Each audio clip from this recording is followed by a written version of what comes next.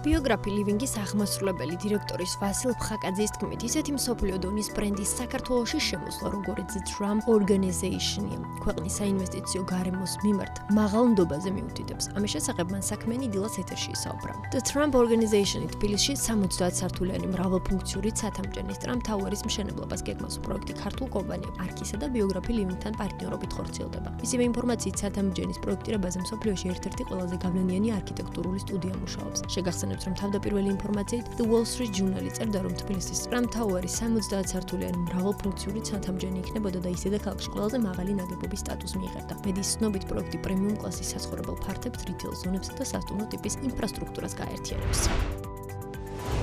მეღვინეობა ჩელთი 2026 წელს ინგლისის ბაზარზე მნიშვნელოვან ზრდას ელოდება. ამის შესახებ კომპანიის კომერციულმა დირექტორმა ანა მირიანაშვილმა BMJ-TV-ს გადაცემაში ქალების ნარატივში განაცხადა. მისი თქმით, ზრდის პროგნოზი უკავშირდება მიმდინარე მოლაპარაკებებს ერთ-ერთ ცნობილ ქსელურ მარკეტთან, რომელთანაც ხელშეკრულება უკვე გაფორმებულია. ისევე განმარტებით, ინგლისი კომპანიისთვის ერთ-ერთი პრიორიტეტული მიმართულებაა, სადაც ბოლო 2 წლის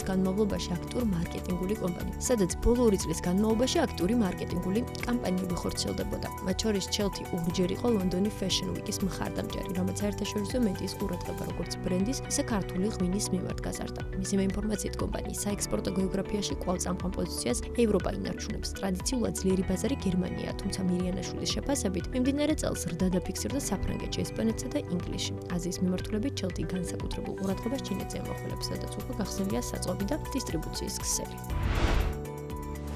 გასულ წელს კლების შემდეგ 2026 წლის პირველ კვარტალში საქართველოში ვანილის იმპორტი გაიზარდა. მთავარი მომწოდებელი კი საფრანგეთია. ოფიციალური სტატისტიკის მიხედვით, მიმდინარე წლის იანვარ-მარტში საქართველოს ჯამში $27,200 300 კილოგრამი ვანილი შეიძინა. 11.3 ჯერ გაიზარდა, ხოლო მოცულობა 100 კილოგრამით შემცირდა. ეს კი იმას ნიშნავს, რომ ქვეყანას ვანილის იმპორტი გაუძვირდა. წელს 1 კილოგრამი იმპორტირებული ვანილის საშუალო ღირებულება $90 გახდა, მაშინ როდესაც გასულ წელს $6 იყო. ფასი გავლენა მთავარ საიმპორტო ქვეყანაში საფრანგეთში პროდუქტის გაძვირება მიქონია. წელს სამ თვეში საფრანგეთიდან $26,900 100 კილოგრამი ვანილი ვიყიდა. გასული წლის ამავე პერიოდში ამ ქვეყნიდან იმპორტი არ გქონია. 2024 წლის სამ თვეში კი 100 კილოგრამი იმპორტირებული ვანილის ღირებულება მხოლოდ $7,700 იყო.